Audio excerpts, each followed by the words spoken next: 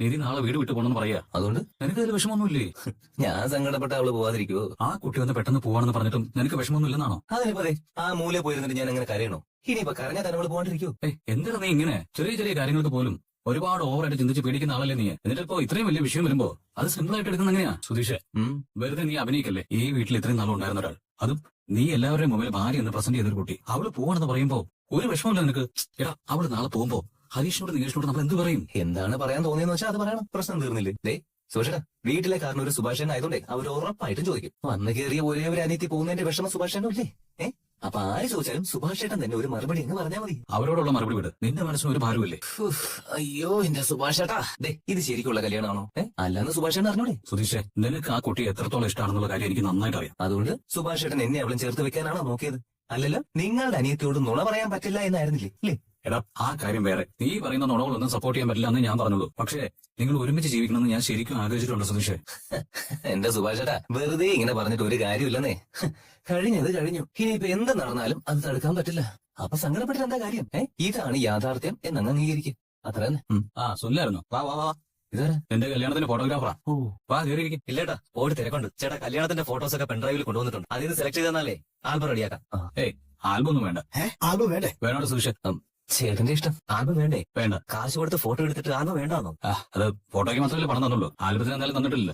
അത് ശരിയാ. അതുകൊണ്ടാ പെൺഡ്രൈവിൽ നിന്ന് സെലക്ട് ചെയ്തെന്ന ആൽബം ചെയ്തുതരാന്ന് പറഞ്ഞേ. അതാടാ, എടുത്ത ഫോട്ടോസ് ഒന്നും ഒരു ആൽബത്തിനകത്ത് വെക്കാൻ പറ്റത്തില്ലേ? സർ, 1000 ഫോട്ടോ ഇല്ലേ? അതിൽ നിന്ന് ഇഷ്ടമുള്ളത് മാത്രം എടുത്താ പോരെ? അവരെല്ലാം ഇഷ്ടപ്പെട്ട അച്ഛനൊന്നും കണ്ടായിരുന്നേ. അവനെ ആൽബം വേണ്ട. ആ ഫോട്ടോസുള്ള പെൻഡ്രൈവ് തന്നിട്ട് പോയാൽ മതി. ഇതൊക്കെ ഒരു ഓർമ്മയല്ലേ?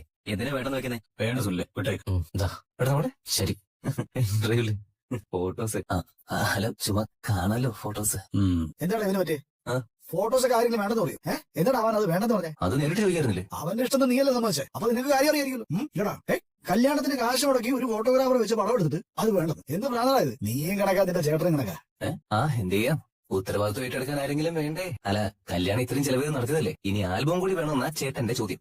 കാശ് കൂടി മുടക്കിയേ പറ്റുമെന്ന് എനിക്ക് പറയാൻ പറ്റൂ. അവനവന് പറ്റില്ലെന്ന് പറഞ്ഞോ? അല്ല, കാശ് മുടക്കാൻ പറ്റില്ല എന്ന് പറഞ്ഞില്ല. പക്ഷെ മനസ്സിലുണ്ടാവുമല്ലോ. പിന്നെ അച്ഛനെനിക്ക് ട്രാവൽസ് ഒന്നും ഇട്ട് വന്നിട്ടില്ലല്ലോ. വല്ലവന്മാരുടെയും വണ്ടി ഓടിച്ച് വേണ്ടേ എനിക്ക് കഴിയാൻ? കല്യാണം കഴിഞ്ഞതോടെ എന്റെ ചെലവും കൂടി. എന്റെ കയ്യിലും കാശില്ലാണ്ടായി. കല്യാണം കഴിഞ്ഞ് നീ എന്തിനാ ചെലവ് ചെയ്തതെന്ന് പറ, ഞാൻ കേക്കട്ടെ. ഞാനും കാര്യങ്ങൾ കാണുന്നതല്ലേ.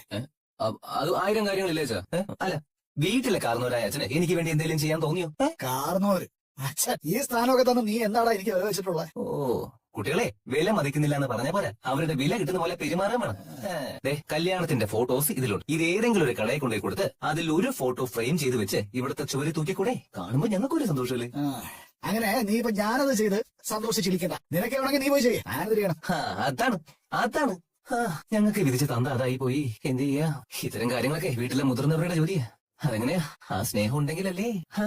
സ്വന്തം മകൻ കല്യാണം കഴിച്ച് സന്തോഷത്തോടെ വീട്ടിൽ ജീവിക്കുന്നതിന്റെ ഉദാഹരണമാ ഭിത്തി തൂങ്ങുന്ന കല്യാണ ഫോട്ടോ. അതുപോലും ചെയ്യാത്തൊരച്ഛനെ ഒരു മകൻ എങ്ങനെ വിലവെക്കുന്ന? ഇനിയിപ്പോ ഞാൻ എന്തായാലും ഫോട്ടോ പ്രിന്റ് എടുത്ത് ചുമരി തൂക്കാനൊന്നും പോകുന്നില്ല. ഇതേ കളഞ്ഞേക്കാം അല്ലേ? എന്നാ ശരി, ദേ പോയി. എന്തിനാണോ ഈ രാത്രി തുണികളൊക്കെ ഇടുന്നത്? അത് രാവിലെ ചെയ്താ പോരെ? രാവിലെ പോണ്ടേ? ഇപ്പൊ നനച്ചിട്ടല്ലേ രാവിലെ ആകുമ്പോഴേക്കും കിട്ടും. ഓ, ഞാൻ ചെയ്തോളാം. എന്താ നോക്കുന്ന? എന്തെങ്കിലും പറയാനുണ്ടോ? അപ്പോ അത്രേ ഉള്ളൂ അല്ലേ? മനസ്സിലായില്ല. അല്ല, ഈ പോവാണെന്ന് പറഞ്ഞല്ലോ, അതുകൊണ്ട് ചോദിച്ചതേ ഉള്ളൂ. വീട് കിട്ടിയാ പോകുന്ന എത്രയോ നേരത്തെ പറഞ്ഞതല്ലേ?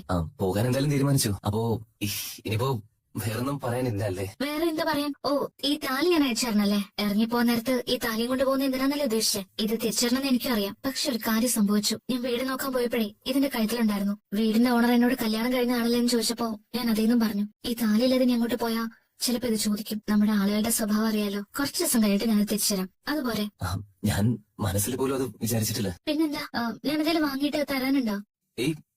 ഇല്ല, അത് ഇയാളോട്ടേക്ക് എന്താണെന്ന് വെച്ചാൽ ചോദിച്ചോളൂ. അയ്യോ ഇല്ലടോ, ഒന്നുമില്ല. ഈ ചെയ് ഞാൻ ഉറപ്പായിട്ടും തിരിച്ചരും കേട്ടോ. എന്റെ നിധി ദേവി, അതൊന്ന് വിട്. ഈ മാല കൊണ്ടുപോയിട്ട് ഞാൻ എന്ത് ചെയ്യാനാ? നിങ്ങളുടെ അമ്മയുടെ ചെയിനാണെന്ന് പറഞ്ഞല്ലേ അന്ന് അച്ഛനത് തന്നത്. തിരിച്ചു പോകുമ്പോ ഞാൻ അതുകൊണ്ട് പോകുന്നത് ശരിയല്ലല്ലോ. ഉറപ്പായിട്ടും ഞാൻ തിരിച്ചുതരും. പോവാണെന്നല്ലാതെ അവൾക്ക് പറയാൻ വേറെ ഒന്നുമില്ല സുഭാഷേട്ടാ. ഞാൻ അവളെ കുറിച്ച് മാത്രമാണ് ആലോചിക്കുന്നതേ. അവൾക്ക് ഇനി മനസ്സിലായിട്ടില്ല. അവളുടെ മനസ്സിൽ 1% പോലും ഞാനില്ല. അത് ഓർക്കുമ്പോ എന്താ പോലെ. ഞാനൊരു വീട് വാടകയ്ക്ക് നോക്കാൻ പോയത്. അത് ശരിയായി. നാളെ തന്നെ ഇങ്ങോട്ട് മാറിയാലോന്ന് ആലോചിക്കാം. ഞാൻ പിന്നെ കഴിച്ചോളാം. വേണ്ട, സുഭാഷ് ചേട്ടൻ അറ്റൻഡ് ചെയ്തോ? ഞാൻ ദോശ ഇട്ടോളാം. ഹലോ. പറഞ്ഞു സാർ.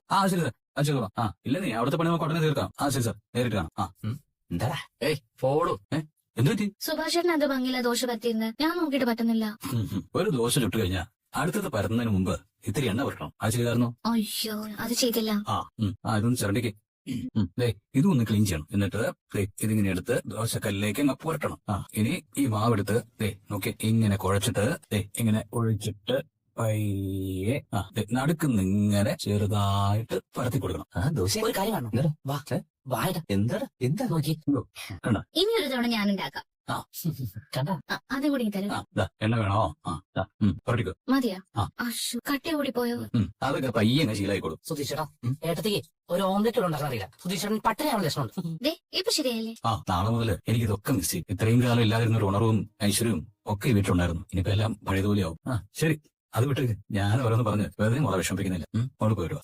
പേടിക്കണ്ട ചേട്ടാ, പറഞ്ഞതുപോലെ അവള് പോയിട്ട് വരും. ഹലോ ആടാ, ഞാൻ 10 മണിയാകുമ്പോ എത്തും. കസ്റ്റമർ വന്നാലേ കാശ് വാങ്ങിയിട്ട് നീ ആ ബൈക്ക് കൊടുത്തേക്ക്. അതിന്റെ ബ്രേക്ക് ഷൂ മാറിയെന്നൊന്ന് പ്രത്യേകം പറയണം. എന്താണ് ഓക്കെ. ദോശയും വെച്ച് കളിച്ചിരിക്കാണ്. എടാ നീ റെഡി ആയില്ലേ? എപ്പോഴും റെഡി. ആ വാ. പാത്രം കഴുകണം. എന്തായി ഏട്ടത്തി, ദോശയുടെ കാര്യം തീരുമാനമായോ? സുഭാഷേട്ടാ ഞാൻ പോയിട്ട് വരാം. പരീക്ഷ നേരം എഴുതണേ.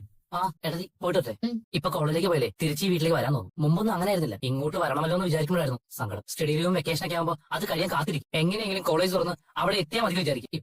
ഇപ്പൊ നേരെ തിരിച്ചാ. ഇത്രയുടെ ലീവ് കഴിഞ്ഞല്ലോ എന്നാ. അതിന് കാരണം ഏട്ടത്തേട്ടോ. ഇനി സുഭാഷ് ഏട്ടനോ ഹരീഷ് ഏട്ടനോ കൂടി ഓരോ ഏട്ടനോ എത്തിക്കഴിഞ്ഞാൽ ഈ വീട് ശരിക്കും ഒരു വീടാവും. ഏട്ടനും അനിയനും ഭയങ്കര സെന്റിമെന്റ്സ് ആണല്ലോ. ഏട്ടത്തി ഞാൻ പോയിട്ട് വരാം. വന്നിട്ടേ കോളേജിലെ വിശേഷം മുഴുവൻ പറഞ്ഞുതരാം. എടാ വാടാ, സമയായി. ഇതാ വരുന്നു. എടാ പോടാ. ഏട്ടത്തി വരുമ്പോ ഐസ്ക്രീം വാങ്ങി വരാമേ. ഉച്ചയ്ക്ക് ഞാൻ വന്നിട്ടേ ഒരുമിച്ച് കഴിക്കാം. ബൈ. ഏട്ടാ പറയാം. വേഗം വാ. അവൻ തിരിച്ചു വരുമ്പോഴേ എന്ത് പറയുന്നു ആലോചിക്കുന്നത്. എന്തായാലും ഞാൻ പോയാലേ പറ്റി സുഭാഷേട്ടാ. അപ്പൻ എത്ര നേരത്തെ വന്നല്ലോ നല്ലത്. ഈ കല്യാണം ഇങ്ങനെ നടന്നെന്ന് പറഞ്ഞാ അവന് മനസ്സിലാവും. ശരിയാ, പക്ഷേ അതെങ്ങനെ അവനോട് പറയുന്നുള്ള പ്രശ്നം എനിക്കുള്ളൂ. ഇതെന്തോന്നിത്, ഒരുമാതിരി തമിഴ് സിനിമ പോലെ തങ്കച്ചി പാസം കൊണ്ട് നിറയാണല്ലോ. അതെ, ഇനി ഇറങ്ങിയില്ലെങ്കിൽ രാഹുകാലത്തിന് മുമ്പ് വീട്ടിൽ കയറാൻ പറ്റില്ല കേട്ടോ. അല്ല, ഞാൻ കലണ്ടർ നോക്കിയപ്പോഴേ ഈ രാഹുകാലം 12 മുതൽ 1:30 വരെയാണ്. വിശ്വാസമില്ലെങ്കിൽ കുഴപ്പമില്ല, ഉണ്ടെങ്കിൽ ഇപ്പൊ തന്നെ ഇറങ്ങണം. ഇറങ്ങാം. അവളെ കഴിക്കട്ടെ. വേണ്ട, വിശപ്പില്ല. സുഭാഷേട്ടൻ പറഞ്ഞ പോലെ എനിക്ക് നിങ്ങളൊക്കെ മിസ് ചെയ്യും. ശ്ശോ. എന്റെ ചേട്ടനെക്കാളും സ്നേഹത്തിലാ സുഭാഷേട്ടൻ എന്നെ നോക്കിയത്. Thank you for everything. സുഭാഷേട്ടൻ എനിക്ക് ഞാൻ മറക്കില്ല. അത് ശരി, അപ്പൊ നീ എന്നെ മറക്കുമല്ലേ? മോളെ പോയാലും ഇടയ്ക്കൊക്കെ പറഞ്ഞേ, എല്ലാവരെയും കാണണം. അനിയത്തിയാണെന്ന് വെറുതെ പറഞ്ഞതല്ല, അത് അങ്ങനെ തന്നെ. നിനക്കൊരു വീടായി, ഇതെല്ലാ കാലത്തുണ്ടോ. ഇനിയും നിന്നാ മ്യൂസിക് ഇട്ട് ഞാൻ ചാവും. ഞാൻ വരാം. അതെ പോവാം. വാ, ശരി. ഇതല്ലേ സ്ഥലം. അതെ. എന്നാ ശരി, ഞാൻ പോയിക്കോട്ടെ.